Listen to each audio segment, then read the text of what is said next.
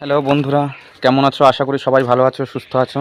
তো আজকে তোমাদের আরেকটা আমি আসামের একটা কালচার আমি তোমাদের মধ্যে তুলে ধরতে চলেছি, যেটা আমরা অনেক বছর আগে যেগুলো আমরা ইউজ করতাম, যেগুলো আমরা দেখেছি।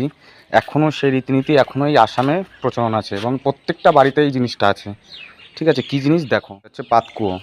এর ভেতরে এই যে জল থাকে, জল আছে এই যে, আর এই যে বালতি থাকে আর দড়ি থাকে। বালতিটা দড়ির সঙ্গে আটকানো থাকে, এই দড়ি দিয়েই তুলতে হয় জলটা। আর সবথেকে আরেকটা প্লাস পয়েন্ট হচ্ছে এই জল দিয়েই স্নান করা হয়, রান্না করা হয়, খাওয়া হয় কি করে? এই জলটাই বালতিতে করে তুলে, এই যে সাইডে দেখো ফিল্টার লাগানো আছে, বালি দিয়ে ফিল্টার, বালির ফিল্টার। ঠিক আছে, ওপরে বালি দেওয়া আছে, নিচে জল পড়ে নিচে ফিল্টার হয়ে। এবার সেই জলটা আবার এই যে দেখো ট্যাপ সিস্টেম আছে, ট্যাবের এখান থেকে ভরে সেই জল দিয়ে সেই জল খাওয়া হয় এবং রান্না। আজকে এই পর্যন্তই। এরপরে আবার দেখাবো আসামের কিছু আইকনিক জিনিস, যেগুলো আগে আমরা ইউজ করতাম, এখনও সেইগুলো এইখানটায় প্রচলন আছে।